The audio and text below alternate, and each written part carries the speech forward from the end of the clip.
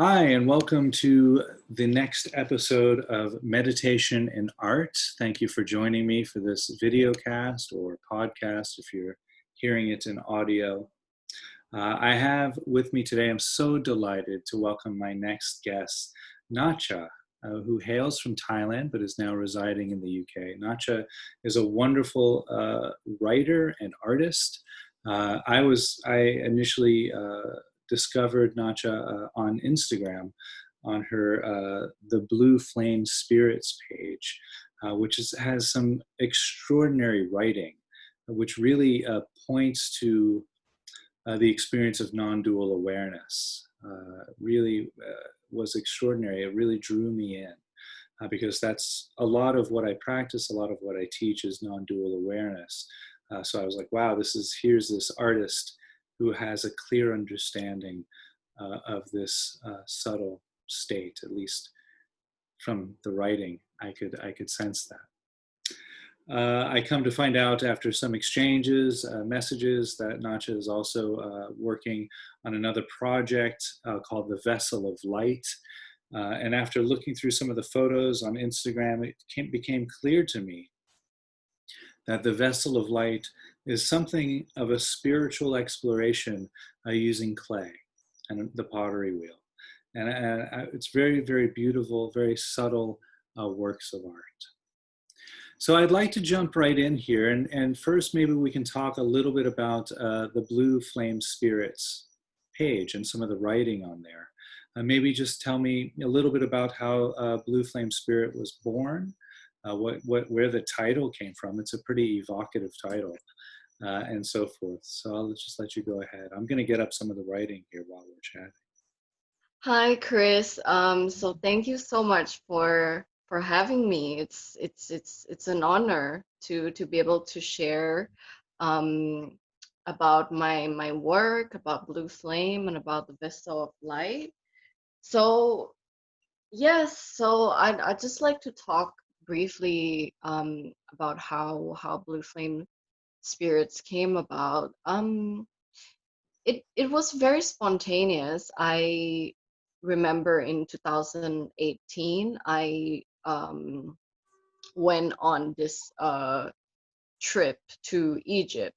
It's like a healing trip with a group of people, Mm. and so the trip basically we spent about 2 weeks on the River Nile. We were sailing to different parts, different towns and city in Egypt to see different temples.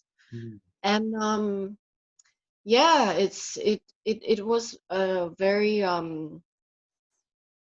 enlightening, experience to see all these temples.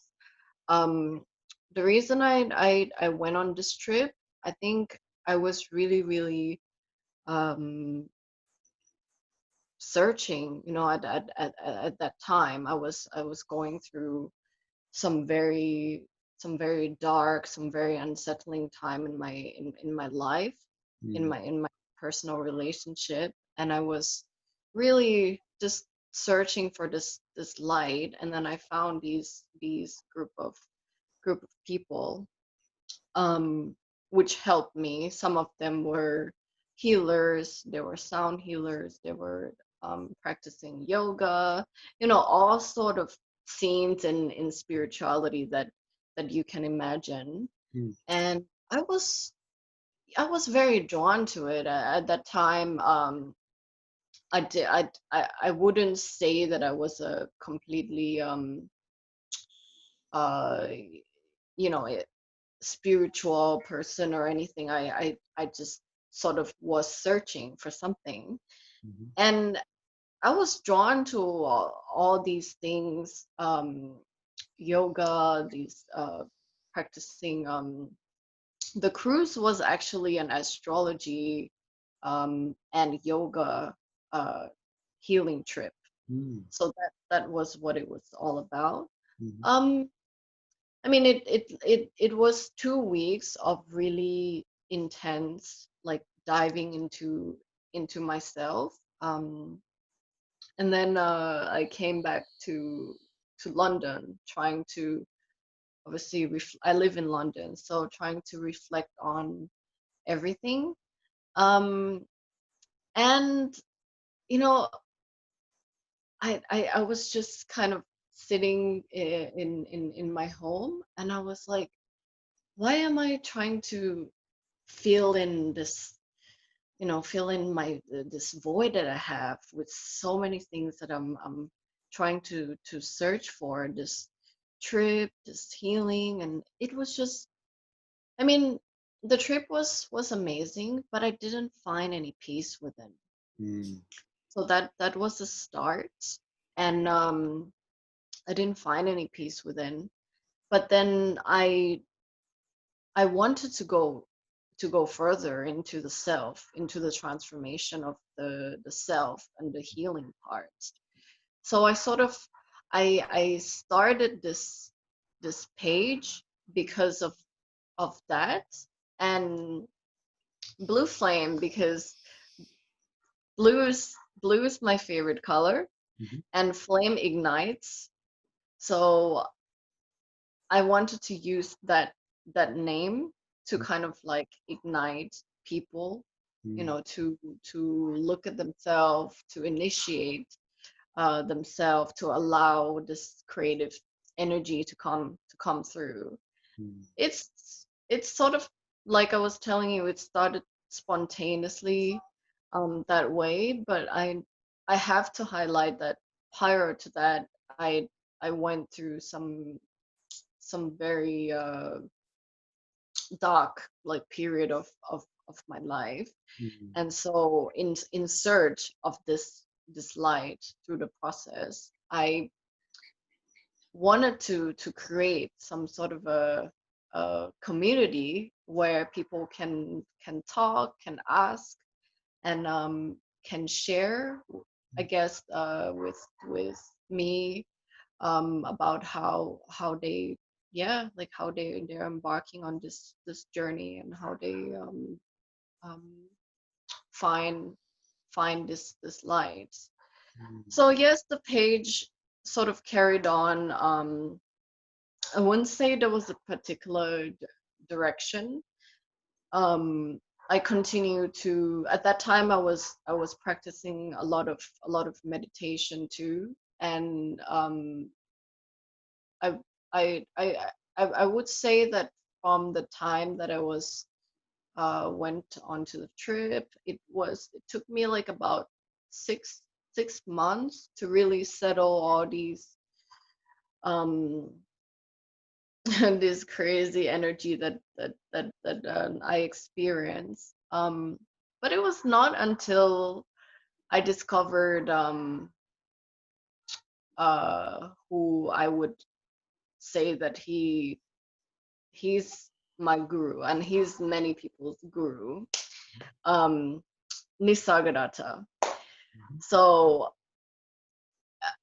I discovered him in a very spontaneous way, on YouTube. Mhm. And that experience completely just put an end to me. Like that, at that time, it was very powerful. When I saw his recording, or rather someone recorded him giving the satsang, and I didn't know what all of this was. It just happened. Like I think I remember reading like his one of his quotes, uh, about, he basically said that the unknown is the unchanging truth. So I remember that.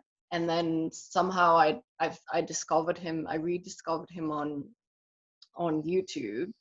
And he was speaking in Hindi. He was speaking in his language. I didn't understand what it was, but it was so captivating, so clear, so Mm. much clarity. in his words, in what's more behind the words. And then it just really, it just broke me down completely. Mm. So that experience that experience really stayed with me, because I didn't know what happened there. So all these concepts, all these methods and everything that I was planning to, I don't know, to do with my psyche, I just sort of let go of everything. I was like, I don't I don't need anything right now. Like something really um really big just sort of happened. And then it, over time, I then I got his book, the I Am That book, which I am still reading whenever I can. I don't know if you have read his. Only pages of it here and there. I haven't read it cover to cover. I'm familiar. Yeah. Yeah.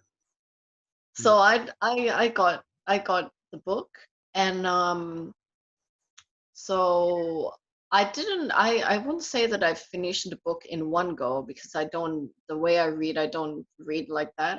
I just Yeah. That's pretty like dense material too. You probably wouldn't finish it in one. no, it's, yeah, it's a very, it's quite chunky. Yeah. Um so having experienced that, I I wouldn't even dare to say that was my awakening, or it didn't, it doesn't feel like that, but it was such a massive change Hmm. in my awareness that yes, it was like instantaneously I was able to detach, and I felt like I no longer needed any any explanation for anything. It's just like a complete stop at that moment. Of course, Oh, it sure. just I understand. Yeah. Um, uh, Continue. Yeah. and then yes, so the book, I started reading the book, and obviously I very resonate with his writing. Mm. So in my own writing, it's my understanding of everything that I went through, and I would share.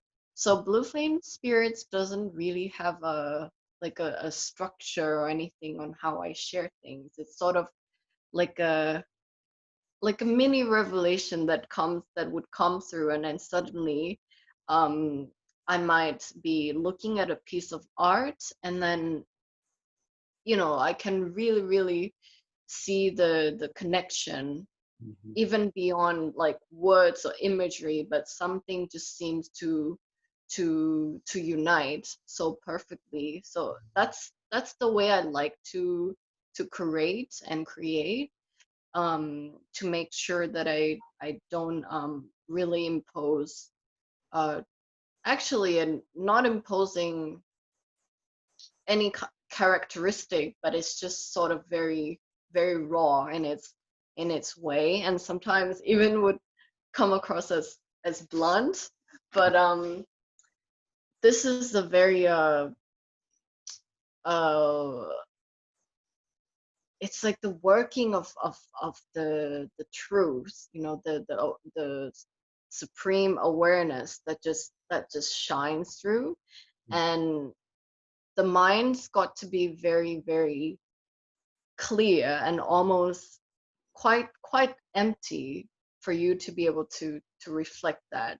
So in writing, in art, in any kind of creativity, um, this is something that I've been practicing, Mhm. and we will touch upon the pottery project, but that's exactly what it feels like to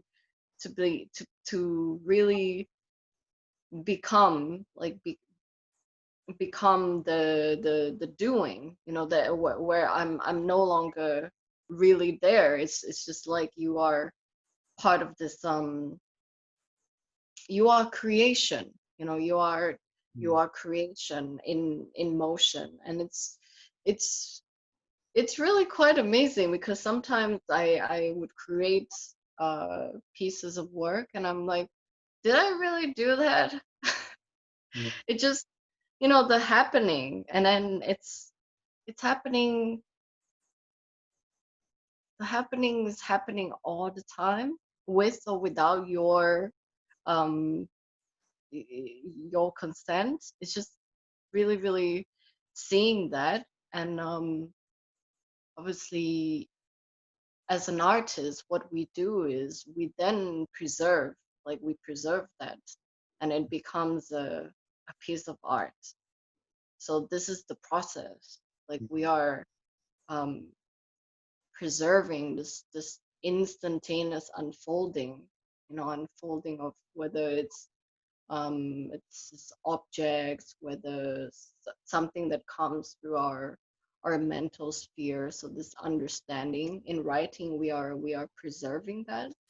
So yeah, Blue Flames spirits continues to evolve that way in a very slow manner. So my follower base are very, I would say, quite niche. So I'm very happy that you mm. found this page. Mm. I am too. Yeah, yeah, I find it. There's some beautiful, exquisite writing on there. So we covered a lot of ground there in just a little bit of time. So I do want to come back and ask a few questions about what we talked about so far, and before we plunge it, or no, Sure. before we plunge ahead. Um, so you mentioned that you had accumulated a kind of a checklist of practices that you wanted to go through after this cruise that you went on, and that sounds very familiar to me too. I went through kind of a long period of seeking for different practices, and I went to this practice and that practice and this teacher and that teacher and so forth. And very similar to you, when I found my teacher, it all just fell away and crumbled away, and I knew there's that unmistakable resonance, that it can't be anything else, and you know that person's your teacher. That's just it. So Yes. everything else does kind of fall away. So, uh, and then you said, I forgot how you worded it, but sort of, well, I guess what I'm asking is, what is the practice that you're doing now? What is your contemplative practice? Is it just the art itself, the writing, the pottery, or do you have a meditation practice or a formal sort of contemplative practice? So yes, to answer that, it is basically everything that you have just mentioned in its own time. Everything happens for me very intuitively, including the meditation practice as well, which I do every day, but I don't have uh, like a set time or duration.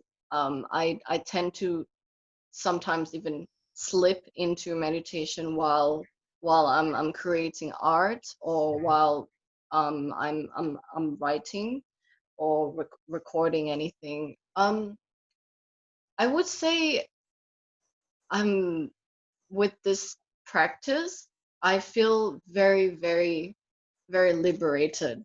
And that is for me like a very important thing, is whatever practice you get yourself into, you have to feel that. You have to feel that you are free, and yet um you also have to feel that there's some sort of like it's more like a ritual happens day to day for me. Mhm. um it's Yes, I do vary the practice. I don't create art every day. I don't do pottery every day, or there are some days where energetically I feel that I just need to meditate for longer, then that happens. Mm. But yeah, so far it seems to work with my schedule, and I feel very very full of energy. I can um still do many other things. So I think it's really about like integrating that into your into your life, like what sort of uh things you want to do with your energy.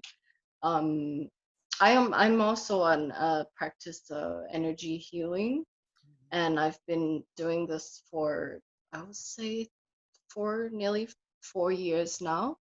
Oh, good. So I yes, so I guess that also keeps me quite open and animated, and at the same time I'm able to sort of just come back. And I really enjoy this whenever I'm meditating. It's, you know, it's something I don't think about, like, oh, I'm just going to sit and meditate. Like, no, it's not like that. Like sometimes I'm walking and I'm just so aware that this is, you know, this is meditation. Mhm. It doesn't require me to be a to be anything in particular Mm. for you to slip into that, because actually we are naturally already um that, you know. So it's really just takes us to not get so, like we were saying before, sucked into all sort of these impulses. Mm. And it is a practice, because I know it's not like it doesn't come naturally for everyone, that okay, there's a distraction, I should say no to this or no to this. In the beginning, I tried to resist, and then I realized that resistance is not the way. Mm. It's really not the way to it's almost like you can't create this piece, because the piece is already, it's already there. The piece that you are trying to create is, it's like a fictional thing, and therefore when you try to resist, um you know, it's the force, it just counteracts you with, it continues to distract you. Mm. um and yeah, so I think like it really comes with time, you with the techniques that in which you meditate.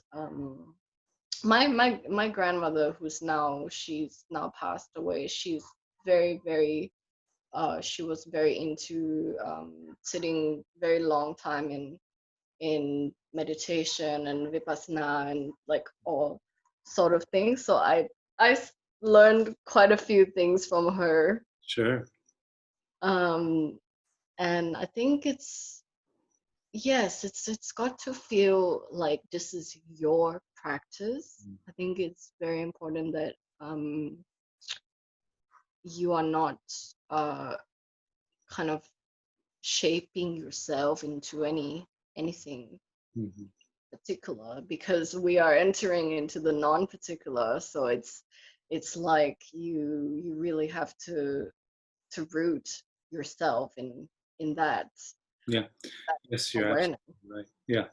Hmm. Yeah. If you have any kind of, you know, outcome, perceived outcome to any type of contemplative practice, then you're just forcing yourself into a box. You're trying to step out of the box of everyday life, but then you're just creating another box to put yourself in. Yes, And yes. yeah, and that's it's a very common pitfall in any sort of meditation or contemplative practice. You know, we think, oh, you know, I'm going to take up this practice, I'm going to be more peaceful, and then then you see these people who practice that, and they're trying to force themselves to be peaceful, and you know, Yeah, any little trigger sets them off, you know, yeah. and things like that, and so you're right to not to have a conception of what that looks like or feels like. You just do the practice, and then suddenly you are in a new space, feeling in a different way, relating to the world in a different way. But it's not anything what you could have thought of or conceived of. Yes. Yeah, so very accurately put. Yeah. Yes, absolutely. The practice guides you instead of your thoughts or your ideologies. It requires you to be certain extent consistent with yourself. Mm. So I find for me writing and art, it's really giving me this sort of structure as well, that it is like some sort of a role, but it's a very special one, because you are holding this is why I came up with the name of my art. You are essentially like a vessel, and you are constantly holding, preserving, giving, expressing, Mm. actually the whole world, the nature. This is art, in motion, constantly um emerging with the new expression, with this harmony, this balance. So it's really a special, it's very special duty. It is, and I think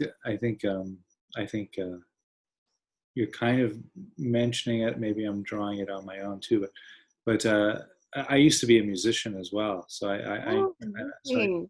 I can I feel what you're speaking to very closely.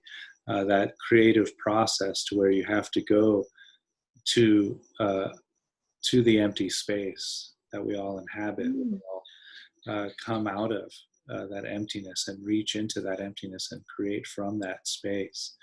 Um, and you're right, we are all vessels for that.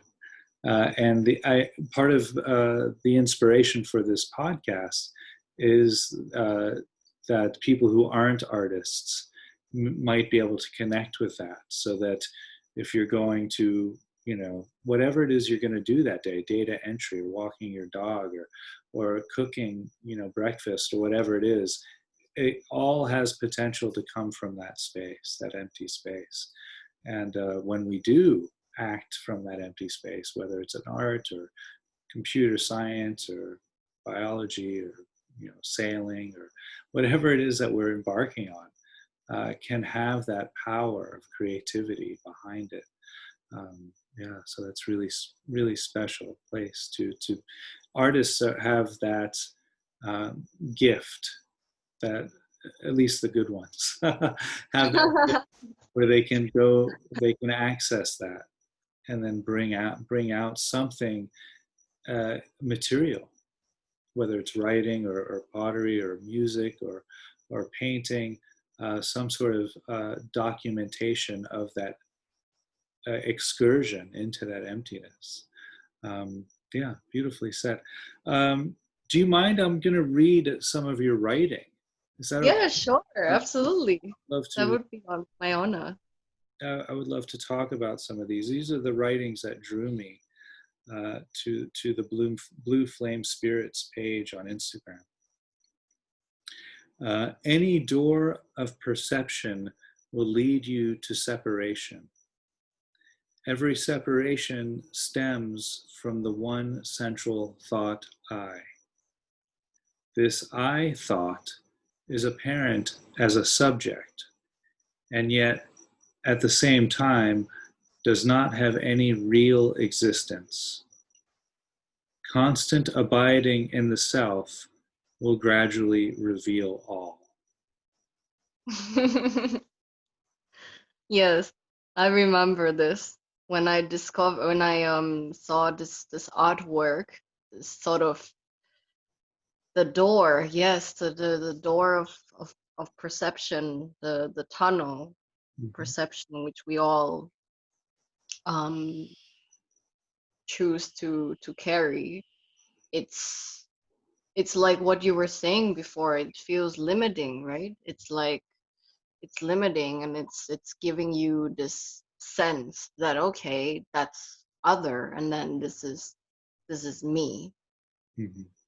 But it's really just a tiny little lens. It's not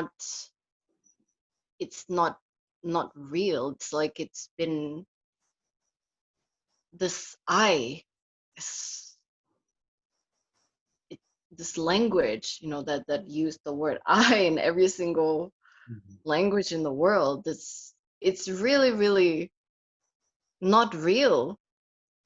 No. And we really to be like, no, this is reality. um this can't be, because this I is constantly changing. It can't be. And it's very, this idea of personality as well, like I am this, I am that. It's very fleeting. It's just constantly shapeshift. Mhm. So the I is a shapeshifter Mhm. that will continue to tell you that this is what you are, and then that thing right there, that's different from you. But it's it's deceptive, not only because of the idea around this I, but there's actually no entity I, because we are just really perceiving. It's no perceiver. There's no looker. So this I is really, really just evolved into its own. um yes, we call it Maya. It's just does its own tricks, and we like it. Well, apparently we like it so much, and we say that that's self, with they say the little s, self, right? So, but it's not the real self. Yeah. So it is extremely difficult to tell anyone that, no, you are not the self you think you are. Mm. um and so, yes, the practice comes from from you have to see it for yourself. Yeah. Yeah. Yeah. You can't. It's really. I mean, teachers can point to it and give instructions on how to practice in a way so that eventually the light comes on, and you and the recognition of, okay, that the self, or what we consider to be the self, as you put it, the small s self, is in constant change and flux, and it's not. We have this illusion that we think it's a permanent fixed entity. That illusion gives us the feeling of being an I. um, Yes. yeah, and that's what's causing so much suffering in the world, causing suffering for ourselves and for others, that attachment to that experience of being a solid fixed entity. uh, but yeah, as soon as that light comes on, well, first of all, you can't turn it back off. You've just seen it, and No, now it was. I think that, yeah, that was I would say, the moment that I sort of know that this what I take I to be is all wrong. And it obviously, my body, it was transformed as well. At the time, I would say the transformation was all levels, like spiritual, mental, emotional, physical, everything. And it's that is the power of really, really allowing and giving yourself permission to be what you are exactly. So it's yes, this journey then for me becomes inviting people to really inquire, to really not just thinking but see. So the seeing is obviously, some people are more, they resonate with words, some are just like with art, they feel it because it's like something in the memory, it takes them back to this primal, the state, which is not even a state, it's just an awareness, the supreme awareness. So this, I realized, yes, like through writing, because for me it happened that way when I heard Nisagarata talks in different language. It happened for me that way. Mhm. For some people, it might be something very visual, and then they just suddenly, it's very sudden. I would say when this realization happened, it's very sudden. You cannot expect it. Um, Therefore, for me, when I try to put in out all these materials, I just know that it's going to reach, it's going to reach someone in the way that it will serve them. Mm. So, which is why my writing comes that way. It's very it's like an instantaneous, like a realization to realization, Mhm. and that's all it takes. It doesn't really take anyone to go over it again and again, again, study. It's almost like you feel it in every sense. Like you feel it to be true, because there's no you to agree that this is the truth anymore. It's just truth shining as truth, like Mm. through you. Um, so yes, I try in non-duality. It's really hard to use words. I know. I think you know that Yeah. it's really hard because it's all silence, it's all darkness, it's all just this this inner peace. You cannot really describe it. Mm. No, you can't. I mean, it's actually Um, it has to be non-descriptive because as soon as you describe it, you create a dual. You say it is one thing, which means it's not something else, and then it's not dual. It's not non-dual anymore. So that's, you fall out of it as soon as you put words on it. But as writers, we are. This is the task at hand. Is Yes, and so, because it is the closest thing to a bridge mhm, to really send you to closest thing to this awareness, through language, through this medium of art and sound. mhm, I think sound is mhm, is very primal, and it's evokes something in you beyond your intellect, and it's amazing. mhm, The creation of this universe is mhm, is beautiful. It's amazing.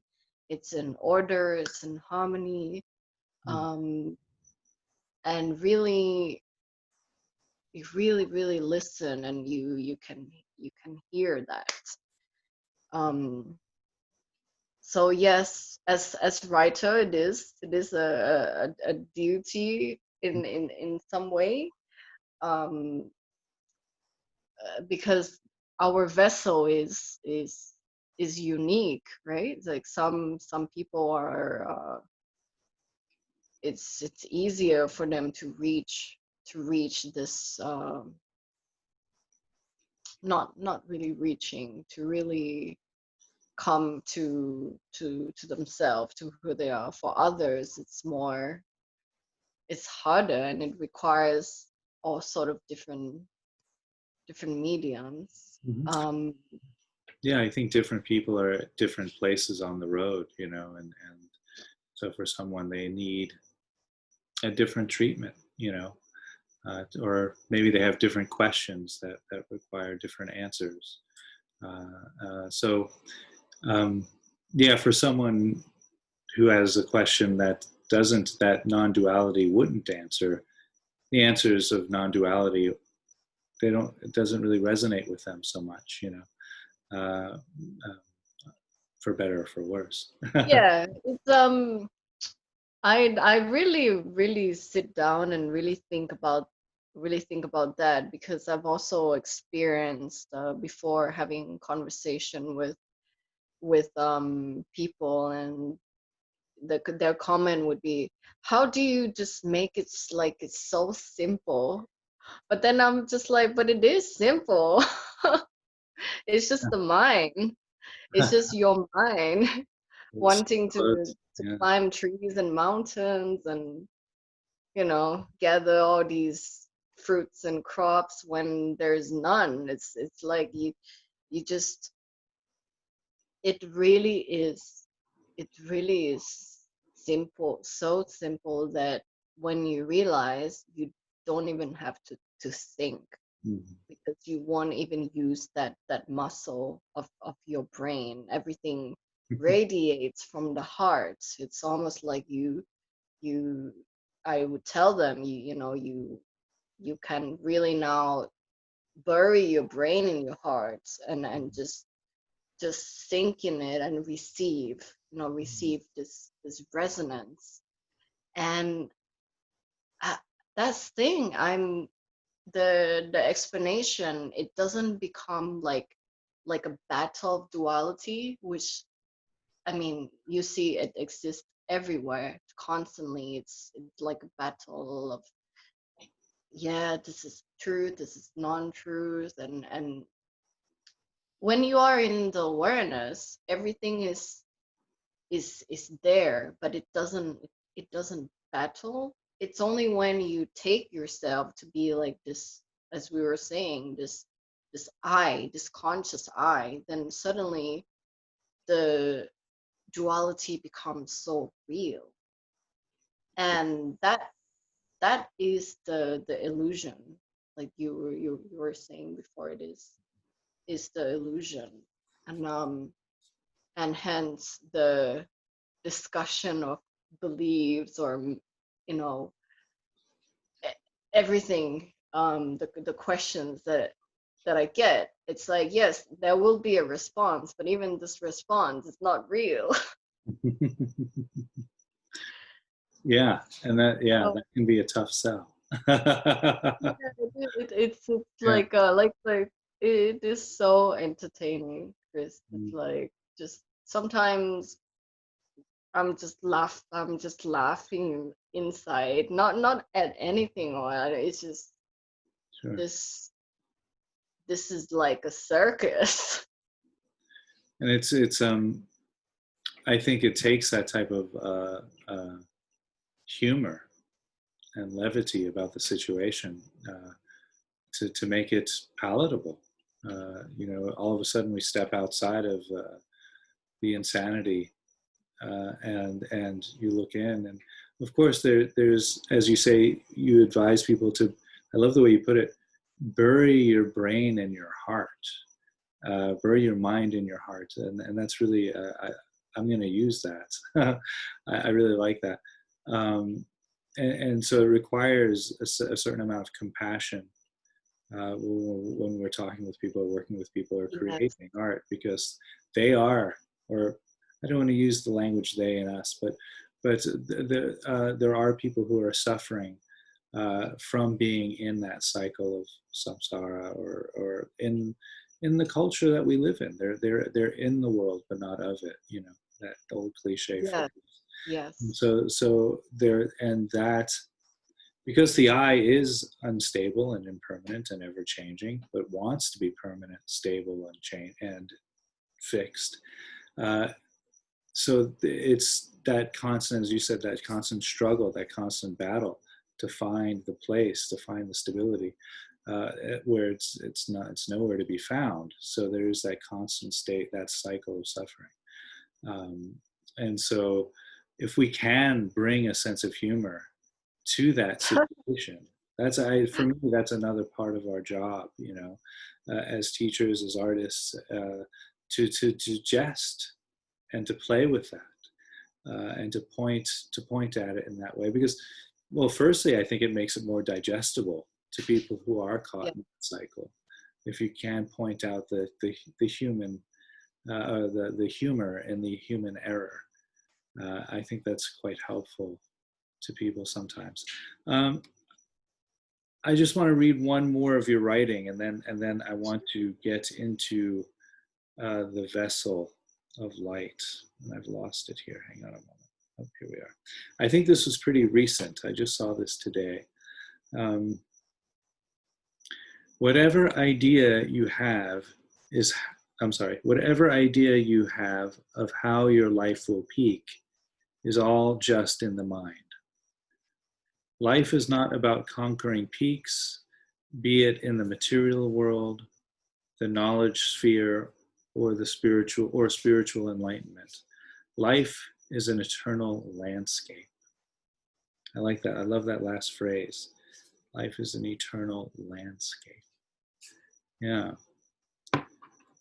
Yes, that I think I posted that last 2 days ago or somewhere. I was looking at this painting. It's the one that I shared. Mm-hmm.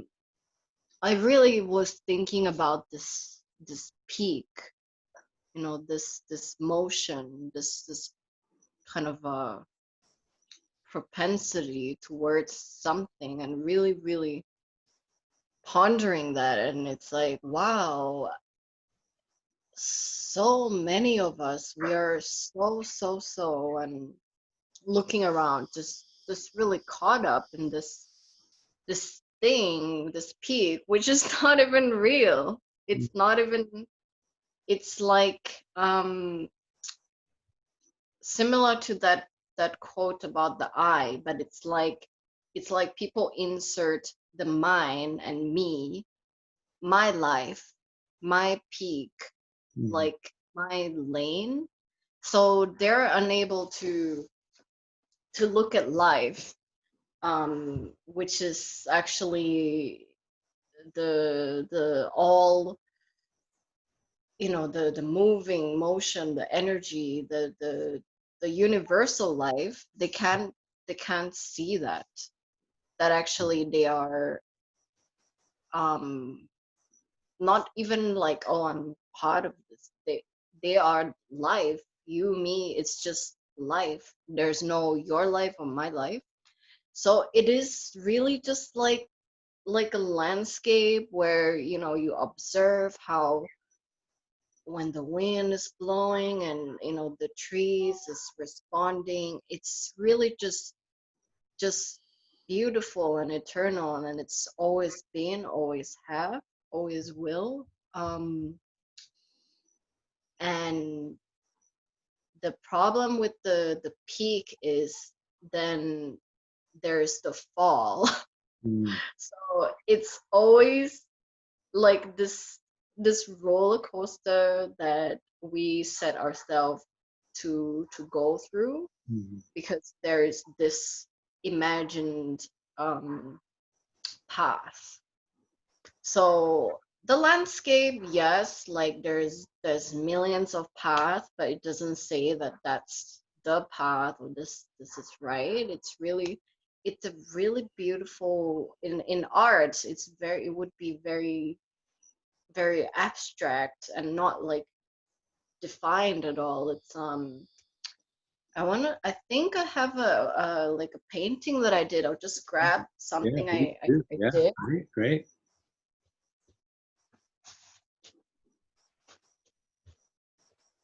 So I don't know if you can see this. I can, yeah. Bring it a little closer, if you don't mind. Yeah, beautiful. So I just sort of, it's like an experimentation. I just use some some chalk on black paper, Mm. really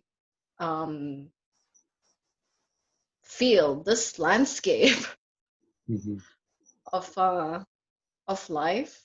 Mm. Um, and it's not the mental landscape that we think it is. Mm. It's just it's very it's not a phenomenon. It's really beyond that. So not created from our mind. Um, so I think when I wrote that, I really wanted to invite people to really see this beauty. Mm. So yes, the other thing about Blue Flame is I really love like creating all these artwork because I do feel like there's some sort of like a powerful force that speaks through um beautiful painting or any sort of art. So I'd like to bring that out. And yes, it seems to, work. Some people it really resonate Mm-hmm. with them. Um, so familiar for them. It triggers something. Um, so yeah, don't be concerned with the peaks. Um, because it's will send you back into that cycle Mm-hmm. that you were saying. The peak really is just the desire again. It's like, why really getting to the root of that, why this peak? It's because you really love this little eye that thinks has a peak. It's all back to love again, that yeah, I can see myself there. Why do you want to see yourself there? And sometimes it's even like an unconscious thing. Like some people don't Mm. even know why they want to go there. Sure. Yeah. Cultural conditioning, all sorts of influences, entertainment. Oh yes, yes. And then when they Yeah. get there, I didn't want to be here in the first place. I'm like, that's right, you didn't, because you may not be aware that you are um channeling your intent um that way Mhm. to Yeah. this imagined peak. And yeah, speaking of peak, I think you are right. It is the influence, the word that you use, like influence from all around. Everyone seemed to be having eye on like a common like spot of peaks, like a particular Whatever our culture tells us is important or is of value, it becomes, as you're putting it, as a peak, that we should strive for. Um, and often it looks a lot different than what we imagined. There's that emptiness or hollowness that comes with that arrival, and you look around, you're like, everyone on this peak is just as miserable as I feel right now. yeah, How did we absolutely. how did we all get here? Yeah.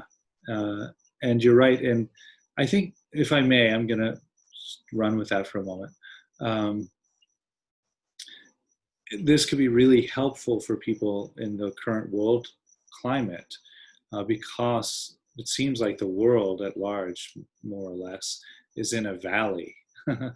There's been this kind of descent off of those peaks that we were sold on. And so that's the natural ebb and flow of life, of samsara, of the material world. Um, you hit that peak and you're like, oh, great, oh, but this isn't that great. And then things change and you get down into the valley and you're like, wow, this is really not so good. And then how about that other peak? And then you run up to that other peak. Oh, this is better than that valley, but still not what I thought. And then you go down and there's another peak, another valley. And that's how samsara unfolds. That's how, if we're caught in those material possessions, material drives, material dreams, we keep ebbing and flowing or rising and falling.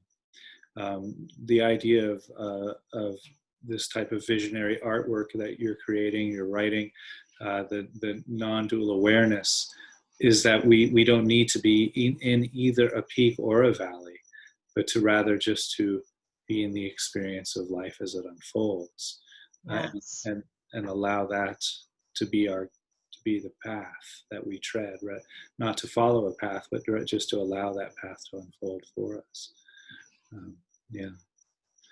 Yes, that really, really sums up and then really resonating for me. I think it's whatever role that people see themselves to be, it is very important when they are in this role to really go inward and excavate, into the nature of this work, instead of trying to use this work to, like you say, achieve recognitions, gains, material gains, because the reward is already there. The reward has always been there, and even the work itself is more reward. It's only the mind that tells us, that tricks us, that if you do this, you'll get there. No, it's doesn't. It's like this consequential reward system. It's like, I don't know. For me, it's very old now. Yeah, yeah. Well, it's good that you've come to that realization. It's good, really good for you that you, and we are. I mean, I say we, and yeah, I've had some insight into that, and as I think, as our role, as our job as artists or as teachers, is to help other people recognize that, as I guess I pointed to earlier, whether we use humor or art or combination of both, or teaching, writing, and so forth, to try to usher in this realization of, and I think perhaps, and I use this talk kind of lightly, because again, if we start to predict how things are going to unfold, we can't, because then we're forcing it into what we envision, and that's not it. But I think maybe the light behind this current world climate is the seeing that those peaks, that wasn't, we can see how fragile that is. And so maybe a certain sort of seeing through the illusion might be on its way. I hope. I'm a dreamer. I hope. Yes, that's beautiful. That is really beautiful to not be scared of this cracks, this fragile uh projected reality, which we think is so concrete, to not be afraid that it shall it shall crumble, but you would never fall. And that's, people are afraid of that still, like the primal fear of this not knowing, not being able to have a sense, but actually they're clinging on to the wrong self. Yeah, the small stuff. Yeah. Yeah, the wrong self. So it it is so powerful to come back and really see that that's not how you started, Mm, or anyone. mm, yeah. The Remember. timeline is also like, no. Time, and time is not, yeah, no. Well, we're going to open a whole nother can of worms that I don't have time to dig into this evening. But and before and we still need to get to a vessel of light. So please tell us about a vessel of light. Oh, vessel of light. Um, how did clay started? I think yes, it was very sort of an intuitive.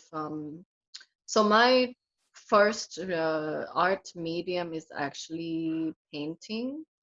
Um, for sometimes, well, since I was young, I would paint whenever I can. It's a hobby. It's also a reflection of my inner world. What's going on. Tends to be very quite abstract, like the one I show you. Um, then yes, I was going through some period where I just couldn't paint. Mm. I would have all the setup, I would have all my um paint out, and I would just things were coming out, but I was like, this is not right. Like something's not feeling right. So I then took a break from painting, and I think I just discovered clay. Funnily enough, I was just out about on an like on the weekend, and I was in this coffee shop, and I was drinking from this like very like it's like a heavy like dark ceramics, and I held it, and I was like, why does this make me feel so grounded, like so rooted, and I really enjoy this. It was just as simple as a coffee cup. Uh-huh. So then I was like, okay, I know nothing about pottery. I know nothing about ceramics, clay, and okay, let's try to look for something beginner. And so I did. I took up some courses, and I found it to be very therapeutic. Mm. The process itself, and it's people say it's like bread making, but I'm like, oh, it's so much harder than that. Yeah, It's I've never been it on a pottery wheel, but yeah. Yeah, so the pottery wheel is just something else. Like the spiral motion was extremely drawing me in when I first started. I was like, but it was very difficult to get anything right. Things would fly off, and you would just really see that, wow, this is the universe, this is really the manifestation. This is how manifestation happens, and it's like this this motion, this spiral. The circle is very it's very sacred, and then this point in the middle is the same, point that we carry, that I carry, or even in meditation, or it feels like I'm a dot. that that is the process of centering that you have to go through with clay. It was really drawing a parallel for me when I'm doing either meditation or writing. I feel like I'm so centered. Mhm. Obviously, not every day I feel that, and it influences the things that I make, and it gives it that that character. Mm. So the vessel of light came. I just started the project because I wanted to like you said in the beginning, it is like a journal. It's like a journey of my inner um, discovery, not so much of, okay, I plan what to make, not so much of that, but really just allowing emergence of uh, form of uh, you know, just like writing like key messages, realizations, it allowing that to come through and reveal itself through clay. Clay is very complex because you have to um, do all sort of things to it, and then you surrender it to the fire, which is, I find that to be very as any artist, we all want to have the output that we know that Mm. when you write music, you're like, yeah, that's, even though I'm improvising, but that's how I, want it to be, and it will be. In ceramics, it doesn't happen like that at all. Mm. So you are working with the unknown, so many variables, so many unknowns, Mm. and coming to face that unknown, it's the same. Like when I'm going into this deep field of awareness, it's very the same when when I would surrender this piece of clay. For instance, I think I made this. This is Mm. one of, Yeah. like, would like surrender this to the fire, and I have no idea what's going to happen, or Right. it will crack, or it will um all sort of things happen in such a way that it was beyond me, and I really like that idea, and the light that comes through the work, it's it is very, very natural. So anything that's been through the fire, first of all, yes, it's been handled by the hands, and then through the fire, and then when it cools down, the clay becomes the ceramics. It's like you are collaborating with these elements, Mm. these working elements, and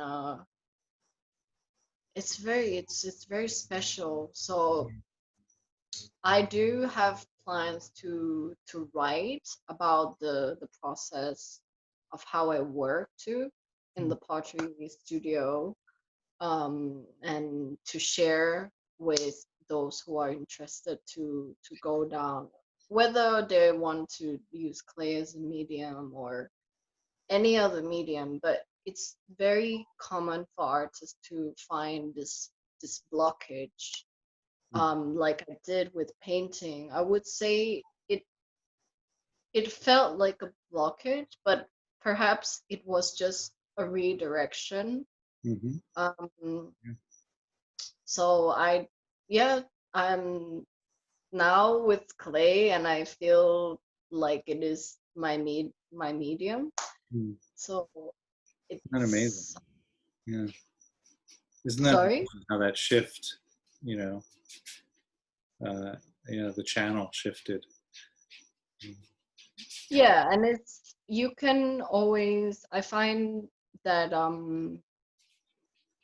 I feel I can always, if I would like to paint, okay, I can work with clay. But now that I've so used to working with raw earth and clay, like I tend to use the clay that are quite raw, quite it's almost like you dig it up and then that's the one. Mm. Yeah, And that earth element. then the firing as well. I think I'm meeting with the real artists here, and it's like I was telling you, I'm just preserving what happened. So in a way, yes, like I do see myself as an artist, but the real artist at work is already happening everywhere, and I'm just simply um recording that. So it's like in music, right? The notes is in this moment, it's every note you can think of is there. But musician, you will select that that note, you will hit that key Mm. for the person, for the audience to really feel and see. So part of the vessel of light. So initially when I started it, I was like, I would like to create a piece, any piece of pottery to represent either a friendship between me and someone very special I encounter, or any sort of it was meant to be like a representation of that, Mm. um, embodied in clay. Mhm. So yes, it's evolving that way, but then I still find myself just allowing this creative energy to unfold in its own way, in its own chaos.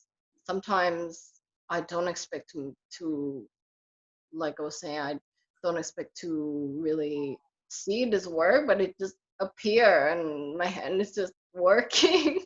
Yeah, yeah. Just And in that moment. it's like Mm. just like that, because the beauty is so like it, as an artist, you feel it, you see it. It's really so much in the inner world.